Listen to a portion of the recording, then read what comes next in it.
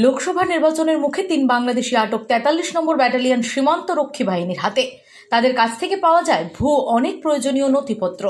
পাশাপাশি এই বাংলাদেশিদের সাথে পাচার বাণিজ্য কার্যে যুক্ত এক ভারতীয় নাগরিককেও আটক করেছে সীমান্ত রক্ষী বাহিনীর জওয়ানরা। স্বভাবতই এই ঘটনায় জনমনে চাঞ্চল্য সৃষ্টি হয়েছে। নির্বাচনের প্রাককালে অবৈধভাবে বাংলাদেশিদের আনাগোনা কেন্দ্র করে অশ্বিনী সংকেত দেখছে ওয়াকিবহাল মহল। বৃহস্পতিবার গভীর রাতে গোপন সংবাদের ভিত্তিতে ৪৩ নম্বর ব্যাটালিয়ন বিএসএফ জওয়ানরা উৎপেতে বসে থাকে রাজনগর পিয়ারবাড়ি থানাধীন সমরেন্দ্রনগর ভারত বাংলা সীমান্তবর্তী এলাকায়। ঘণ্টা খানেক উৎপেতে থাকার পর সমরেন্দ্রনগর ভারত বাংলা সীমান্তবর্তী কাঁটাতার পেরিয়ে ৩ বাংলাদেশি অবৈধভাবে প্রবেশ করার সময় উৎপেতে থাকা সীমান্তরক্ষী বাহিনীর জওয়ানরা তাদের ধরে ফেলে। পাশাপাশি পাচার কার্যে যুক্ত এক ভারতীয় নাগরিককেও ধরে ফেলে সীমান্তরক্ষী বাহিনীরা। এরপর ৪৩ নম্বর সীমান্তরক্ষী বাহিনীরা আটক ৩ বাংলাদেশি সহ পাচার কার্যে যুক্ত এক ভারতীয় নাগরিককে রাজনগর পিয়ারবাড়ি থানার পুলিশের হাতে তুলে দেয়।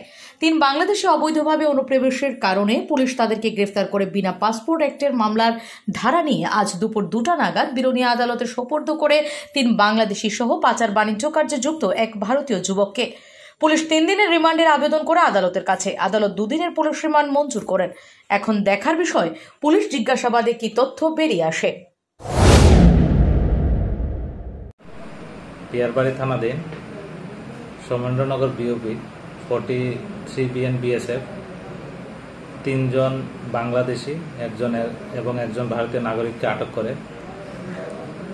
এই ৩ জন বাংলাদেশি নাগরিকের নাম হচ্ছে নূর ইসলাম, আব্দুল রহমান এবং মোহাম্মদ আলাউদ্দিন, এবং ভারতীয় নাগরিক যিনি ছিলেন ওনার নাম হচ্ছে দীপঙ্কর মুন্ডা।